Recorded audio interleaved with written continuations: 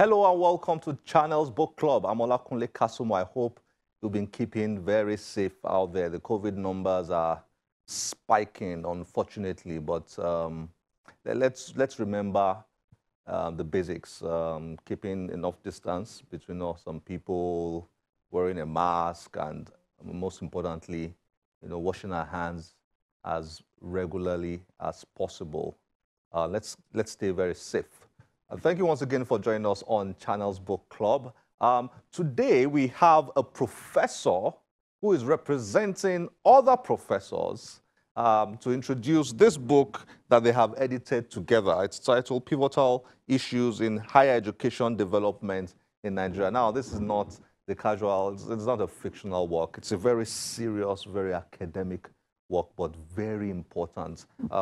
While going through it, I was just so worried for Nigeria. I was so heartbroken for Nigeria. Nigeria's educational system has been badly hurt. We could have messed up a lot of things, but not education. Unfortunately, we did mess up education. And so this book is a compilation of essays written by about 40 contributors, very distinguished people in academia.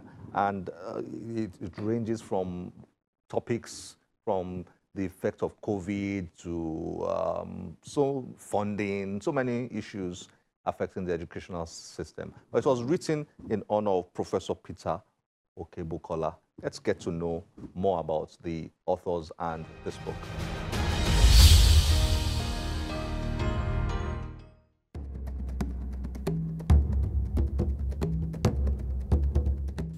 Pivotal Issues in Higher Education Development in Nigeria is a collection of essays written in honor of Peter Okebukola. He is a professor of science and computer education and director of the World Bank-funded Africa Center of Excellence for Innovation and Transformative STEM Education at the Lagos State University in Nigeria.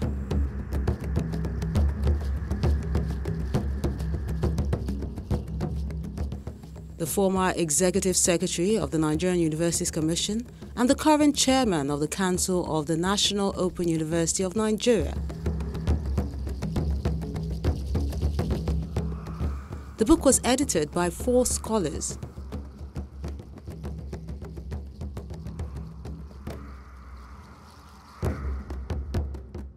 Shola Akinriyade is the pioneer provost of the Anti-Corruption Academy of Nigeria, the research and training arm of the ICPC from 2004 till 2020.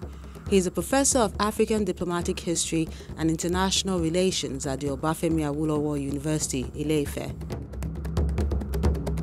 Shiyon Oyeweso is a professor of history at Osun State University. He is currently a visiting professor and executive director, Center for Black Culture and International Understanding in Osogbo, Osun State. Samuel Odewumi is a professor of transport and environment and Dean School of Transport and Logistics, Lagos State University. While Anthony Kola Olusonya is presently the Deputy Vice-Chancellor, Academic Research and Innovation Partnership, ARIP, at the Osun State University. He is a Professor of Environmental Sustainability and Education for Sustainable Development.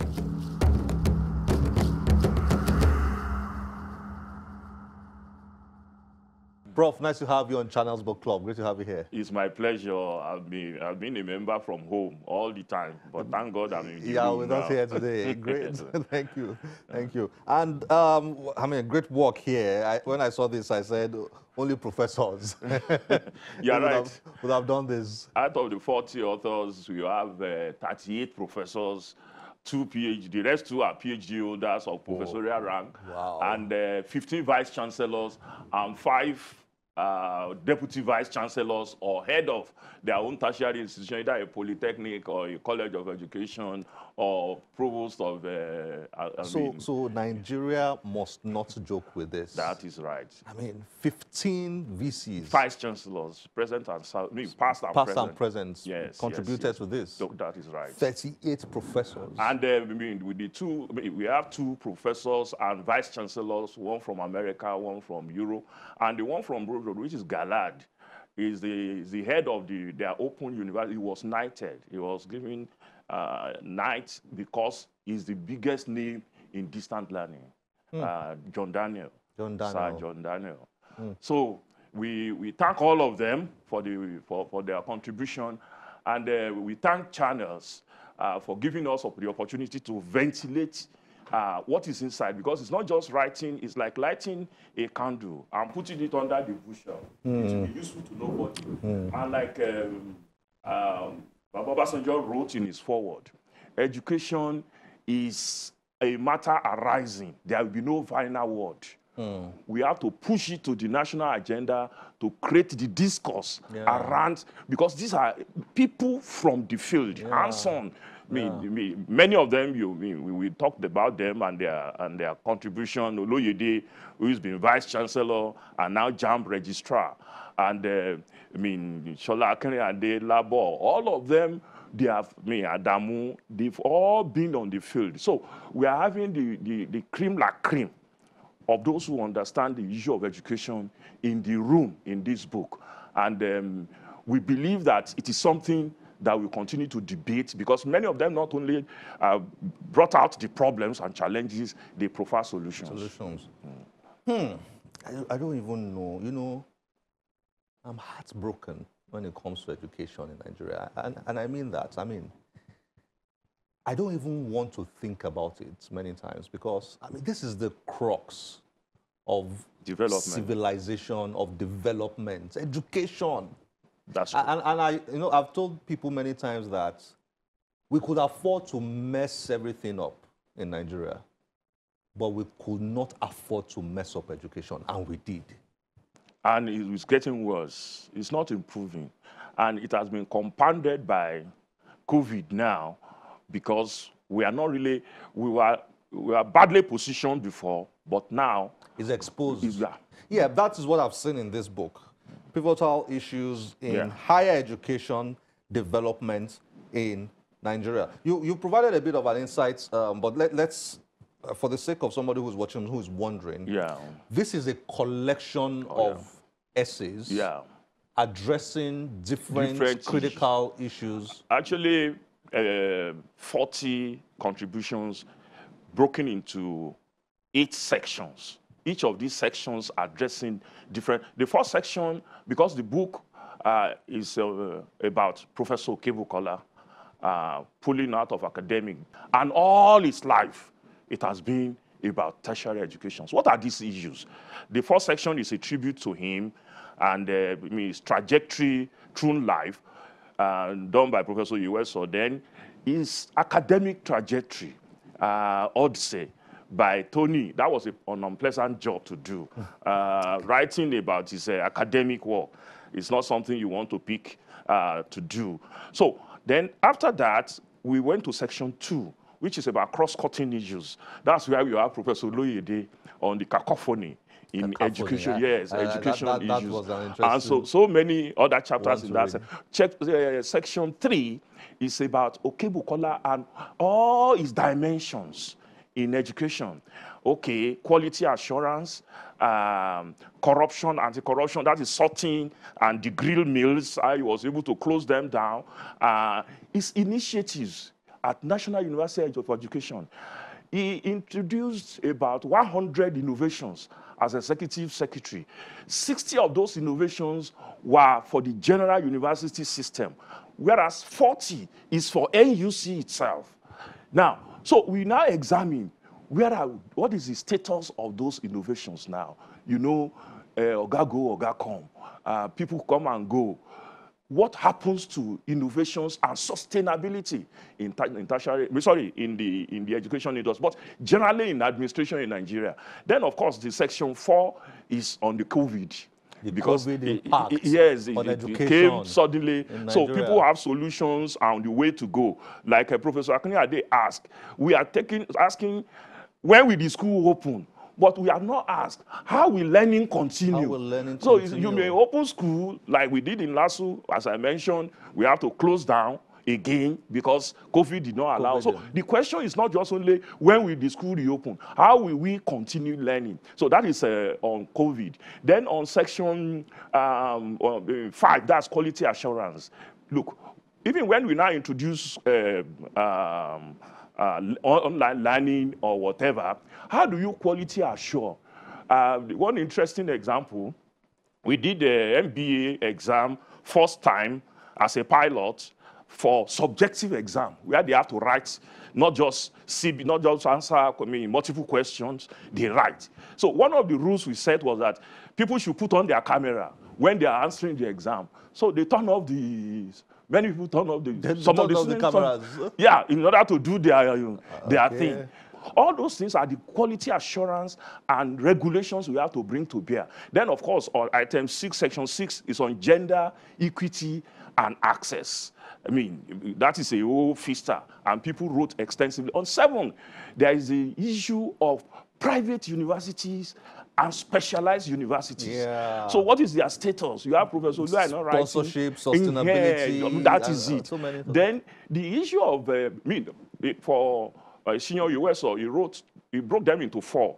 Agric specialized universities, tech specialized, medical specialized, and education specialized. Where are they? How are they doing? The raison d'etat for which you establish them, are they fulfilling them? And if I may answer the question, if you ask me, they are not. The answer is no. They are not bringing anything unique to the table. Then, of course, the last one, funding and governance. Money says, if I'm not at home, nobody should have ideas. So, that is the section 8. So those are the areas covered. And if you check it, if I continue to roll out the names, we may pick them, the sections one by one. Yeah, I mean, Prof, now, very quickly, you know, it did, of course, cross my mind that Professor Peter Okebukola, because this book was written to honor him. Yes, it's pull out, as we say in the military. I have to admit that I only knew him from afar. I met him once or twice, but I mean, it was casually, and he probably wouldn't remember me, you know, a long time ago. But I only knew him from afar. But this book properly introduces his legacy. Sure. And I was wowed. I said, "Oh, okay. I didn't know all this before." And to have brought together these 40 contributors, you know, says a lot about who he is. Yeah, what he's been able to achieve. Honestly, Professor Okebukola is, Baba Obasanjo calls him foreman, figuratively. And if you check Professor Odewumi Bigri's first article on him, that is what he said. And if you stayed with him, he's a rare human being in terms of work ethics, schedule, timeliness. I've been close to him, and all the people that wrote about tribute to him, whites, black, women, female, on the initial page of the tribute, they will attest to the fact that, you see, the problem in this country is that we are so well endowed, but our endowment are hidden, they are not utilized. They are not utilized.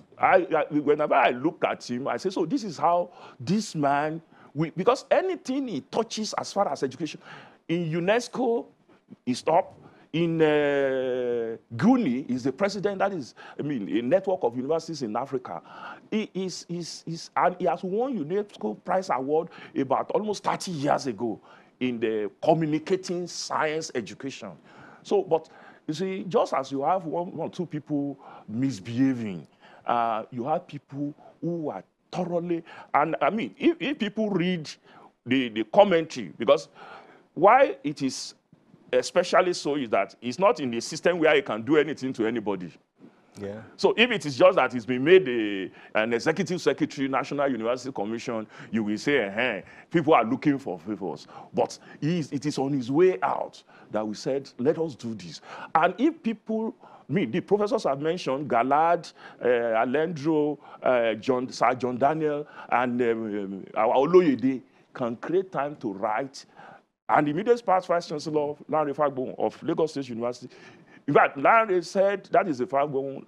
He shot himself out for about a week. Just to write. Just to write. Interesting. So it's great to have such honestly, a testimony. And for education, Yeah. he is almost number one.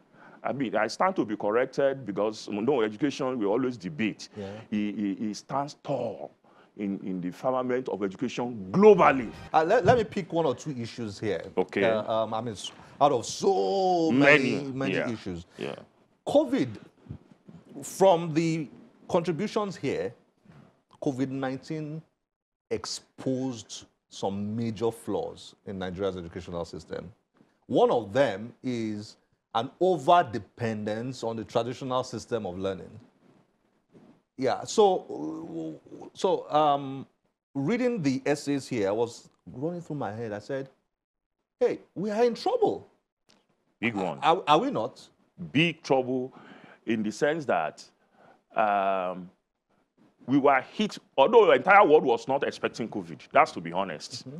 But because of our weak positioning as it comes to education, we were just not prepared for this. Now, but you see, for every problem, there is an advantage that we are now working on. That for example, Osun State University did a matric convocation exam online. LASU is doing the same thing. It is now time for it's a challenge for the academics in Nigeria. And that is the only thing. Because our job is not to lament the situation. That's the challenge out there. That is why the book, let people read section on COVID and all solutions, because not just that, these are theoretical solutions. Labo Popola is the Vice Chancellor of Osun State University that has completed a session. We have completed a session in LASU. Prescribe, this is the way to go. It is going to be hybrid. There is no time. John Daniel, the head of distance learning in UK, said there are 3 scenarios. 1, this thing will come and go. 2, COVID. COVID will come and go. So we'll be happy ever after. Second, it will not come and go. It will dovetail up to the end of 2021 because it will come in waves. Then, lastly, it will be with us in one form or the other. And that is the one we should prepare for. That is the third scenario, that this thing may not go. It may not disappear. Even if it disappears, I remember when Ebola came, Obama said, look, let us prepare because there is another virus down the road. Viruses have always been imagined over time. Yeah. They are our sparring partner. I mean, they continue to, as human beings are evolving, they are evolving, and they cross the border from animal to man to cause us serious distress. And nothing can prevent that interaction over time down the road. So we will be having this. How prepared are we? So learning in tertiary institution now, and that is the prescription. It's not just where we are coming from, we are badly positioned, but what you do now, training of the teachers for the new day, the new rules. The music has changed. The dance step must change. Like Baba said, that is Obasanjo in the forward. There is no final word in education. Final word. It's an ongoing discussion. Thank you. Thank you for joining us, sir. Yes, sir. It's my pleasure. Our leaders who are in charge, please and please and please, let's give education the highest priority. Education is just too important. If Nigeria will become a great country, if this country will become the country we all dream of, then education has to be taken very seriously. And it's not just the traditional formal education of schools. There are so many angles to education that are very important. I mean, institutions, for example, that preserve Nigerian history. Institutions like the museums, the National Library, and so many other institutions, like they're very important. You go to many countries outside the country, outside of here, and you see a lot of students going to visit a national monument, going to visit a museum, for example, or a library or some institution that preserves history, and you see them with their notes, taking notes. I've encountered a few students like that, and I asked them, "What are you guys doing here?" And they said, "Oh, this is part of our program in school, and if we don't do this well, we don't score enough." You know, it's so amazing. So education is holistic, not just the schools, not just where students go to study and all that, but also the entire society has to be built in such a way as to encourage learning and knowledge and information and education. So let's build a great country, and the foundation for that is good education.